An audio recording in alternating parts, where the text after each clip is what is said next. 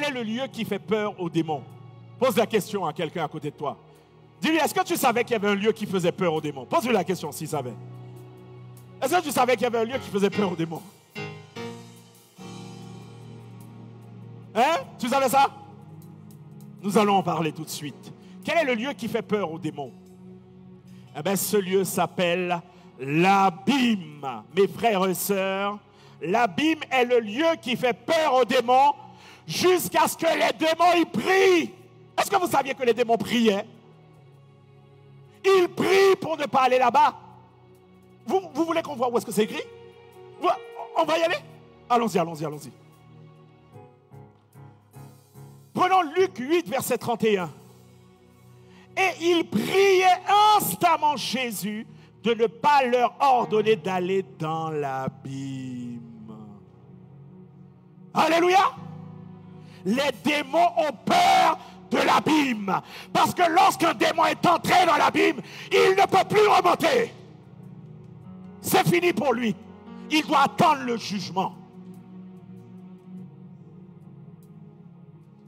Amen. L'abîme est la prison des anges déchus. D'accord? Le mot abîme, peut-être tu as entendu parler de l'abîme. Moi, je te dis ce que c'est. L'abîme est la prison des anges déchus. Ok? Selon 2 Pierre 2, verset 4, il dit, car si Dieu n'a pas épargné les anges qui ont péché, mais s'il les a précipités dans les abîmes de ténèbres et les réserve pour le jugement. Vous voyez? Ça veut dire que Dieu a mis des anges déchus à un endroit. Le nom de cet endroit s'appelle l'abîme. Donc, mon frère et sœur, ça c'est mon conseil. Lorsque tu chasses un démon, envoie-le au nom de Jésus dans l'abîme. J'ai dit envoie-le dans le nom de Jésus. Où ça? Je te chasse, esprit méchant, dans l'abîme au nom de Jésus. Vous savez pourquoi? Pourquoi?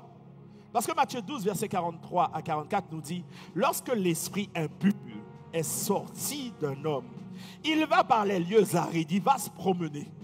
Et là-bas, là, il ne trouve pas de confort parce qu'il était bien dans le corps. Tu comprends? Donc il revient. Quand il revient, il voit que le corps est nettoyé. Qu'est-ce qu'il fait? Il va chercher 7 autres démons. Mais si ce démon-là, tu l'avais chassé, tu l'avais envoyé dans l'abîme, c'était terminé. C'est mon conseil. Moi, en tous les cas, j'ai arrêté de juste les chasser. Je les envoie dans l'abîme au nom de Jésus. Est-ce que tu peux acclamer le Seigneur?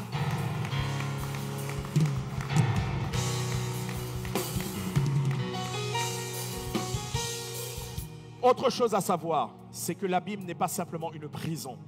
L'abîme est la réserve personnelle de Dieu. D'accord?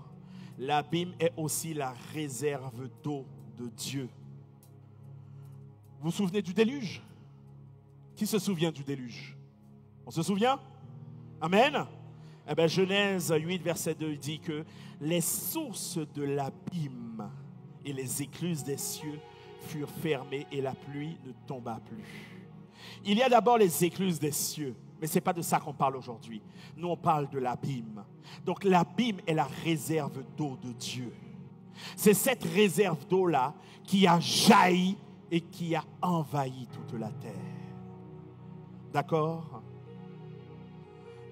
Ézéchiel 26, verset 19, tu dis, quand je ferai remonter contre toi l'abîme et que les grands eaux te couvriront. Donc ça veut dire que les grands eaux là sont dans l'abîme, d'accord? Ce qui nous amène à affirmer que l'abîme est la prison et la réserve de Dieu. Est-ce que tu peux acclamer pour cette parole?